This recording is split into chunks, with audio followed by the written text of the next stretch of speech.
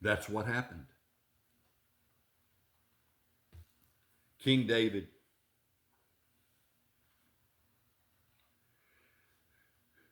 Satan, the enemy of God and man, he knows man's carnal appetite.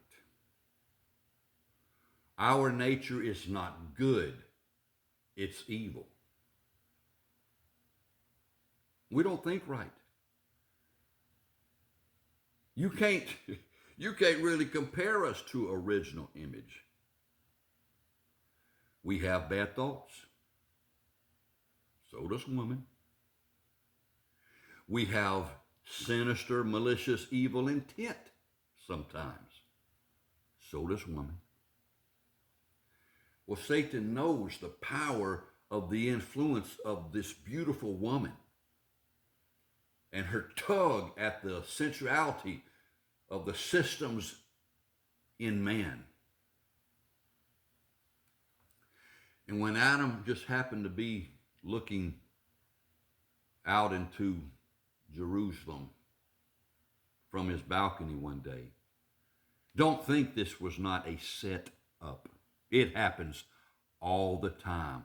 A Satan worked out plan to wreck things. He wanted to terribly blemish a man that was after God's own heart. A man who wrote all kinds of psalms and poems and sang them unto the Lord. A man who loved God with all his being and trusted him even when he was afraid. But he wants to wreck the reputation, the life of David. How's he going to do it? Well, there's that setup. Now, Bathsheba didn't consciously know, I don't think she did, that she was showing herself to the king in that alluring way.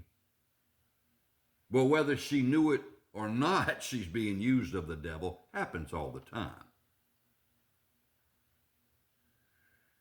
And we know that David, looking at her, he got aroused. She's married. But he's so much into her, he's like, King Herod that was to come, that, said to the stripper, I got to have you. Up to half of my kingdom, I'll give it to you. What do you want? I've got to have you. David, knowing Bathsheba has a husband, and he knows her husband. He's like a general in the military, a highly entrusted servant of the king. It didn't matter. That lust had blinded the devil as it's done our generation and caused him to sin, a great sin, as we have done in America. He gets his servants to go fetch her. He beds her. Eventually, she becomes pregnant by the affair. Now he's wanting to hide his sin. So he has Uriah, her husband, put at the front of the next battle to ensure his death. And by that, he hoped to hide his adultery. He thought he got away with it. But a man called a prophet read his mail one day, came to David and said, David, there was a man that had 100 sheep, and a neighbor down the road had one. The man that had 100 sheep was having a big get-together. And so, to prepare a meal for the feast, instead of taking one of the sheep out of his own vineyard, out of his own farm, to kill and dress and all of that for the meal, he sent his servants to grab and steal the one sheep that one poor man had down the road and had his sheep killed instead for the meal. David is furious. He sees the injustice. He says, bring that man before me and I'll slay him before God and man. The prophet said, David,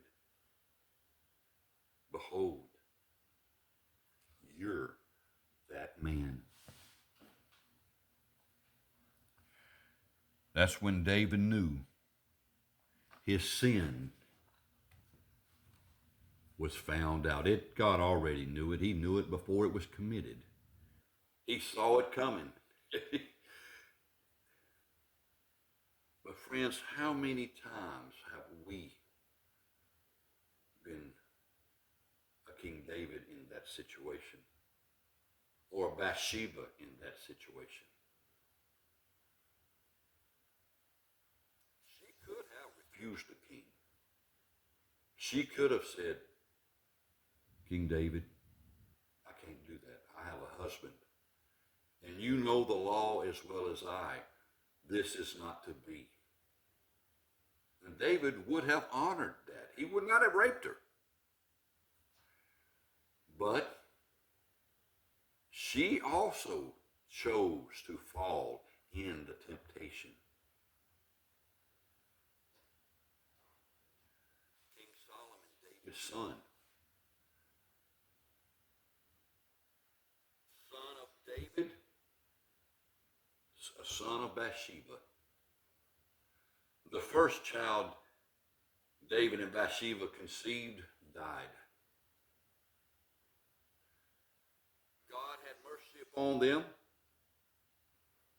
Despite the terrible sin, the murder of Uriah, the adultery, God still had mercy. God is such a good God. That David took Bathsheba in to be his wife, and she conceived again and gave birth to a son named Solomon. God can be good to us even when we have failed him miserably. God, who is rich in mercy, because of the greatness of his love, wherewith he loved us. Ephesians chapter 2. And we know that the story of Solomon, God appeared to him in a dream.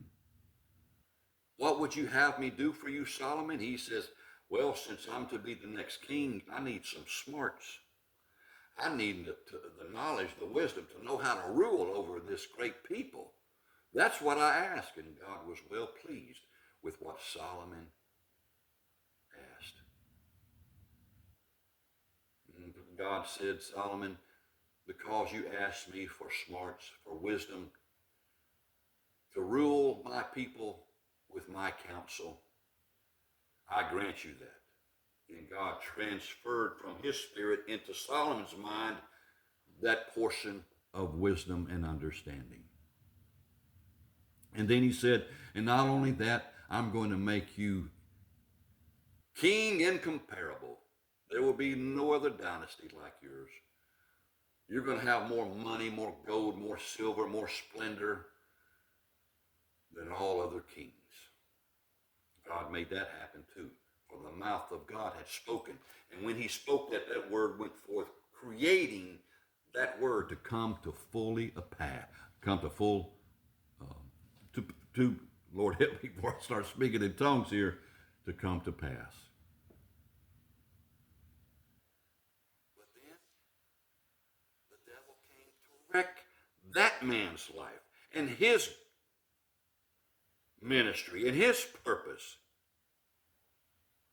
And do you know how it says that the devil got to Solomon?